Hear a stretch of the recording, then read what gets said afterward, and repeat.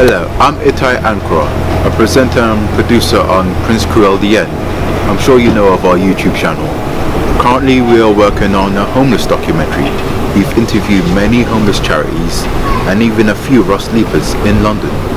The reason we made this documentary is because we just don't want to go out and interview homeless people, like other YouTubers, and give them money and stuff. We want to actually find out the root causes of homelessness and actually talk to the people that are on the front lines actually fighting this crisis and trying to fix it.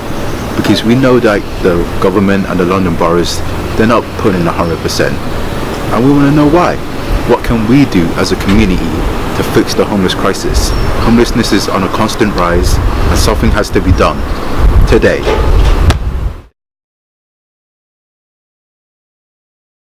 I'm Itai again, and I'm here with a very special guest, Zoe. Hello people. What it is, what I'd like to spread about the world. I've been homeless, I've been on drugs, I've been on drink, I've been through it all. I'm 45 now and I started at 17 and I've only had my place 13 years. But everyone out there who are in the same boat. And I believe that everybody out there, it's not just England, it's Romania, it's every place in the world. It's not just our country, it's everybody's country. And people need to support those because there is not enough homes. There's too many buildings that are shut down that are just left to rot. And that is wrong when they can be built into homes for other people. And I find that very sad. Sorry. No, take your time, it's okay. I find that very sad. I really, really find that sad. And they say do this, do that.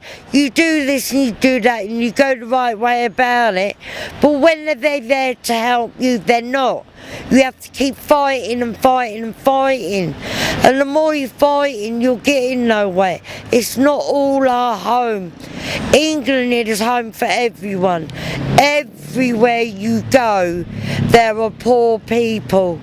And poor is the word that I'd like to use because they don't get enough benefit. They don't even get their housing.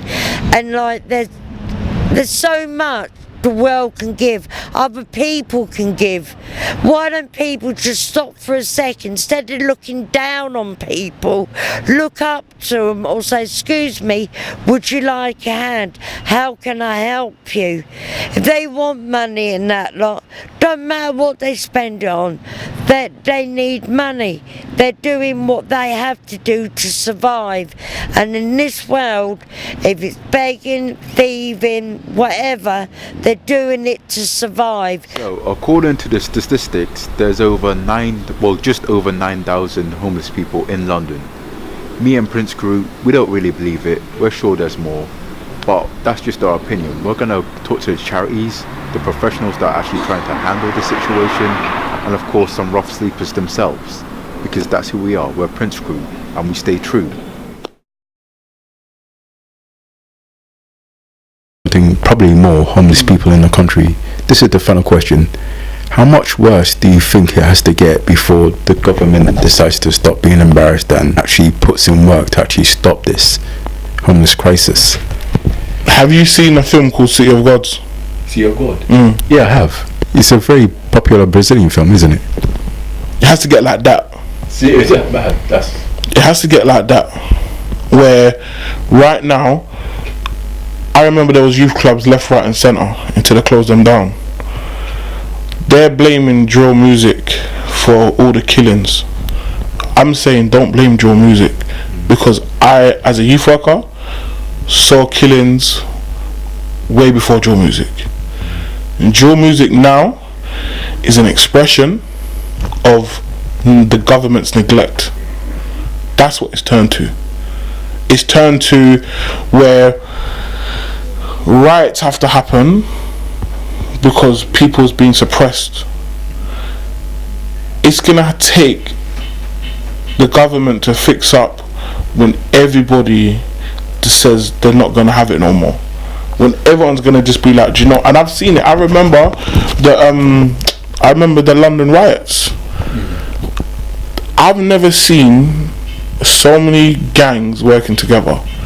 Even though, you know, there was looting and things like that for opportunists, but when I see people taking a stand, different areas all in one, that's when I was like, the police are now scared.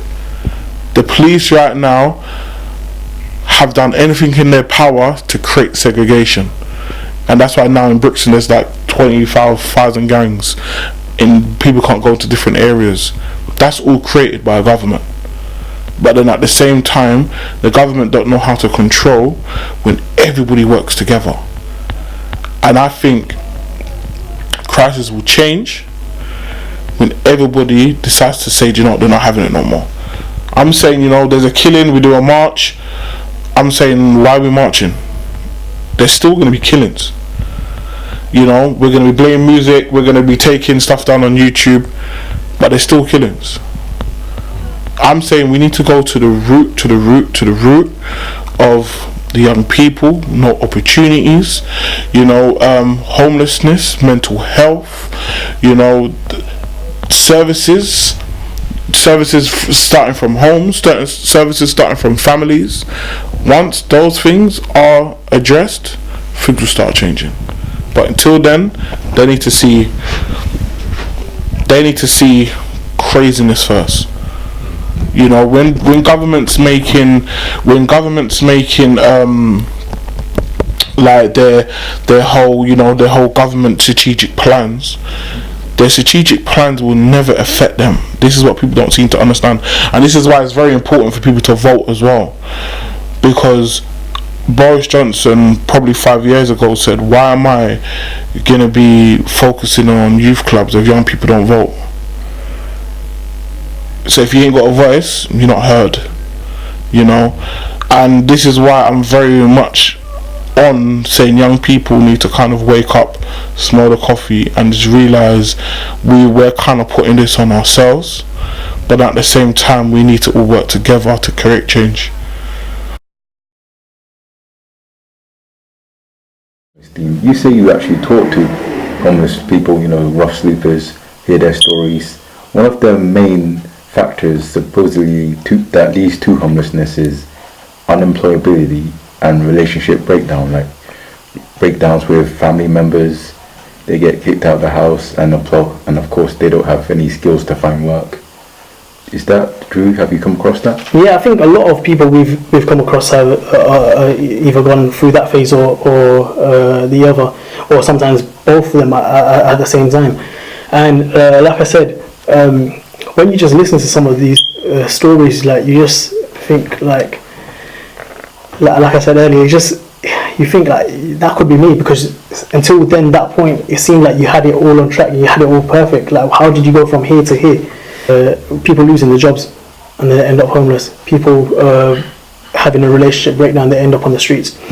And although we have these discussions with these individuals, I think as a community we need to do a lot more together to sort of help these people sort of make something out of their lives again and not give up on themselves.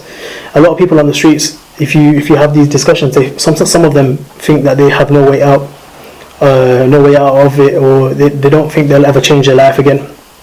And it just shows you, and you can't really blame them, it just shows you that when you're in that sort of situation and you hit your lowest, it's normal to feel like that. But then again, what are we doing as a community to help them get back on their feet, let them take the next step forwards? Put together as a community and help them. Suppose we did pull together as a community, how could we help them? Like, what methods could we use? I think personally, it might not be something that a lot of people would work on, but I think personally, every single one of us as individual has a talent or has a skill. Yes. And what we need to do is we need to utilize those talent and skills to be able to just sort of give back a couple of hours to the community. No one's telling you to give back 40 hours a week to the community, but utilize your talents and your skills to be benefit of the community. And what we need to do is, if we could successfully get a lot of people together from different backgrounds, different skills, different qualifications, different sort of roles in the industry and all of that, we could work together and sort of help people rediscover themselves. So people on the streets, for example, there's a lot of people with good writing skills, maybe if we had a centre or something like that, we could utilise those people with good writing skills to help people write their CVs. And of course, a big thanks to all the charities that let us interview them, because we learned from them, they shared their stories, not to mention the rough sleepers, because they shared very deep personal social issues that they've gone through, and they didn't have to. And not to mention you, the subscribers and viewers of this documentary. So we hope you sit back and enjoy, and yeah, any feedback would be welcome.